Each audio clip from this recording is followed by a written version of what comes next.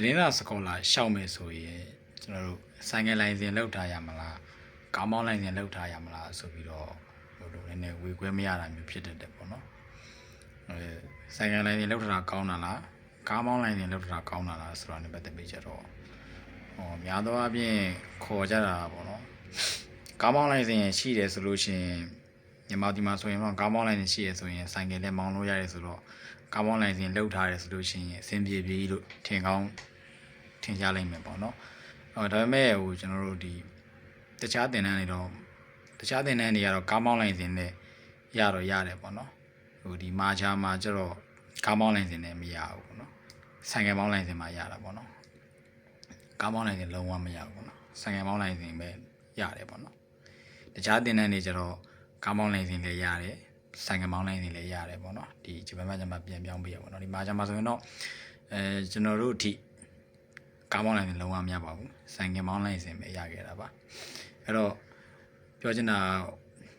ာဆိုင်ငယ်မောင်းလိုင်းစဉ်လောက်ထားတာကတော့အကောင်းဆုံးပါပေါ့နော်ဘယ်တင်တန်းနေဆိုင်ငယ်မောင်းလိုင်းစဉ်လောက်ထားပြီဆိုလို့ချင်းဘယ်တင်တန်းနေဒါဆိုင်ငယ်မောင်းလိုင်းစဉ်ရှိရဆိုရင်ရှောက်လို့ရပြီဘယ်တင်တန်းနေပေါ့နော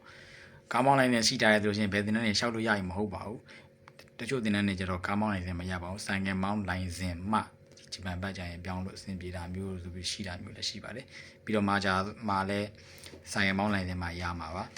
အဲ့တော့ဆိုင်ငယ်မောင်းလိုင်းစဉ်လောက်ထားတာကောင်းပါတယ်ကိုကကားမောင်းလိုင်းစဉ်ညာရှိတာပြီးသားကြီးဖြစ်နေတယ်ကားမောင်းလိုင်းစဉ်နေပြီးတော့ဆိုင်ငယ်မောင်းလိုင်းစဉ်ကိုပြန်ပြောင်းလို့ရောရလားပေါ့နော်အဲ့လိုပြန်ပြောင်းလို့မရဘူးလို့လည်းပြောနေကြတယ်ပေါ့နော်အဲ့လိုမျိုးတွေလည်းရှိရမှာကျွန်တော်တို့ကလည်းဒါကားမောင်းလိုင်းစဉ်လောက်ထားပြီးသားကြီးပဲဒါပေမဲ့ကားမောင်းလိုင်းစဉ်မရလို့ဆိုပြီးတော့ဆိုင်ငယ်မောင်းလိုင်းစဉ်ပြန်ပြောင်းရတယ်ပေါ့နော်အမြန်ပြန်ပြောင်းရတယ်ပေါ့နော်ပြောင်းလို့ရတာဆိုတော့ပြောင်းလို့တော့မရဘူးပေါ့ဗျာဒါပေမဲ့ကားမောင်းလိုင်းစဉ်ကကားမောင်းလိုင်းစဉ်တက်တက်ပေါ့ဆိုင်ငယ်မောင်းလိုင်းစဉ်ကဆိုင်ငယ်မောင်းလိုင်းစဉ်တက်တက်လောက်ရတာပေါ့လို့ပေါ့ဟိုကားမောင်းလိုင်းစဉ်ဆိုလို့ရှိရင်ကျွန်တော်ဒါဒီရန်ကုန်မှာလောက်ထားတယ်ဆိုလို့ရှိရင်ကိုကဟိုဆိုင်ငယ်မောင်းလိုင်းစဉ်ကိုတခြားနယ်မှာသွားလုပ်လိုက်ပေါ့အဲ့လိုပေါ့ဒီလိုင်းစဉ်ကတော့များသောအားဖြင့်ဟိုတယောက်ကိုတကန်လုံးမဲ့ဂိုင်းလို့ရတယ်ဆိုပေမဲ့ကားမောင်းလိုင်းစဉ်လောက်ထားပြီးသားပြီးလောက်ထားပြီးသွားပြီဆိုတော့ကားမောင်းလိုင်းစဉ်နဲ့ဆိုင်ငယ်မောင်းလိုင်းစဉ်တော့ပြန်ဆင်းလို့တော့မရဘူးဗျာပြောနေတာပြန်ဆင်းလို့မရဘူးကျတော့နက်ကက်လိုက်ပေါ့ဗျာနက်ကက်လုပ်ရတဲ့သဘောပေါ့ကားမောင်းလိုင်းစဉ်ကရန်ကုန်မှာလုပ်ရတယ်ဆိုလို့ရှိရင်ဆိုင်မောင်းလိုင်းစဉ်ကိုတခြားမန်လေးဖြစ်ဖြစ်တခြားနယ်တွေမှာဖြစ်ဖြစ်သွားပြီးတော့လုပ်လိုက်ပေါ့အဲ့လိုလုပ်ရင်တော့ရတယ်ပေါ့နော်အဲ့တော့ဟိုဆိုင်မောင်းလိုင်းစဉ်လုပ်ထားတာကတော့အကောင်းဆုံးလို့ပြောချင်ပါတယ်ပေါ့နော်ဆိုင်မောင်းလိုင်းစဉ်လုပ်ထားရဲဆိုလို့ရှိရင်တော့စိတ်ချရတယ်ကျွန်တော်တို့ကမှကားမောင်းလိုင်းစဉ်ကြီးလောက်ထားပြီးသားဆိုကားမောင်းလိုင်းစဉ်ရှိတာပဲဆိုရင်တော့ကားမောင်းလိုင်းစဉ်ရှိရင်ဆိုင်ကလေးစီးလို့ရတယ်ဆိုတော့ AC ပဲပြဿနာမရှိဘူးဆိုပြီးအင်တာဗျူးအောင်ပြီးရဲ့အထိအဲ့လိုမျိုးနေခဲ့ပေါ့နော်အင်တာဗျူးအောင်ပြီးတော့အဲ့တိုင်းပဲနေရမသိဘူးဟိုသွားလဲမေးမကြည့်ဘူးမှာကြတော့တော့မေးမကြည့်ဘူးအဲ့မှာတကယ်ချင်းတောင်းတဲ့စကားပြောမိပြီးတော့ကားမောင်းလိုင်းစဉ်မရဘူးနော်ဆိုင်မောင်းလိုင်းစဉ်မှာရမယ်တစ်ချက်ဆက်သွယ်ကြည့်အောင်ဆိုတော့အားနေပြီကိုကျွန်တော်မှာကြတော့လမ်းပြီးဆက်သွယ်ကြည့်တဲ့တခါကျတော့မရဘူးညီလေးဘာညာတကားပေါ့လို့ဟာအကွေလို့ဟိုလိုကားမောင်းလိုင်းစဉ်ဒီမှာလို့ဒီမှာလို့ဟိုပါပေါ့နော်အခုနောက်ပိုင်းဆိုလို့ရှိရင်ကားမောင်းလိုင်းစဉ်နောက်ကျောမှာပေါ့နော်ဟိုမော်တော်ဆိုင်ကဘာညာတရကာကိုရေးထားတယ်လို့အဲ့ဒါမရဘူးလားဆိုတော့သူတို့ကမရဘူးလို့ပြောတယ်ပေါ့နော်မရဘူးဆိုတာကတော့ဒါဘယ်လိုကြောင်းပြချက်လို့တော့မပြောတတ်ပေမဲ့မရပါဘူးကားမောင်းလိုင်းစဉ်လုံးဝမရခဲ့ဘူးပေါ့နော်ကျွန်တော်တို့ကလည်းအဲ့ဆိုင်ကမောင်းလိုင်းစဉ်ပြန်ဆင်းဖို့အတွက်ကျွန်တော်စုံစမ်းနေပေါ့နော်လုံးဝကားမောင်းလိုင်းစဉ်အစတော့မသိသေးဘူးပေါ့ကားမောင်းလိုင်းစဉ်ဆိုင်မောင်းလိုင်းစဉ်ပြန်ဆင်းမယ်ပေါ့မရရအောင်ပြန်ဆင်းမယ်ပေါ့ဒါပေမဲ့တကယ်လို့ဆင်းလို့မရဘူးနော်ဆင်းလို့မရဘူးဆိုတော့ကျွန်တော်ကားမောင်းလိုင်းစဉ်ကရန်ကုန်မှာလောက်ထားဆိုတော့ကျွန်တော်အမှချက်ချင်းလည်းငယ်တန်လျင်ဘက်ကိုတခါဟိုပါလေအမှတန်လျင်ဘက်မှာတင်မောင်းလိုင်းစဉ်ချက်ချင်းလောက်လိုက်တယ်ပြီးတော့ဖြစ်ချင်တော့ကျွန်တော်ကဟိုးတုံးကလေးကမန်းလေးမှာတင်မောင်းလိုင်းစဉ်ရှောက်ထားပြီးသားကရှိပြီးသားကျွန်တော်သွားမှဖြည့်တာပဲရှိတာကားမောင်းလိုင်းစဉ်လောက်လိုက်အားလုံးပြီးပြီဆိုပြီးတော့ရန်ကုန်မှာကားမောင်းလိုင်းစဉ်ဖြည့်လိုက်တာမန်းလေးမှာတင်မောင်းလိုင်းစဉ်တင်ထားပြီးတော့ဆိုင်မောင်းလိုင်းစဉ်မဖြည့်ခဲ့ဘူးကားမောင်းလိုင်းစဉ်လောက်လိုက်ပြီးပြီဆိုပြီးတော့လုပ်ခဲ့တာဒါပေမဲ့ဖြစ်ရှင်တော့ကားမောင်းလိုက်တယ်မရခဲ့ဘူးဘာကြောင့်တရကားလို့ဖြစ်လာတဲ့နောက်မှာကျတော့ကျွန်တော်တန်လျင်လဲအမှဟွာဖြစ်အောင်ဆိုပြီးတော့ကာမိအောင်ဆိုပြီးတော့တင်မောင်းလိုက်တယ်ချက်ချင်းလုပ်လိုက်တယ်တင်မောင်းလိုက်တယ်လုပ်ပြီးတလားနေဖြစ်လို့ရတယ်ဆိုတော့မိတယ်ဗျပြောချင်တာ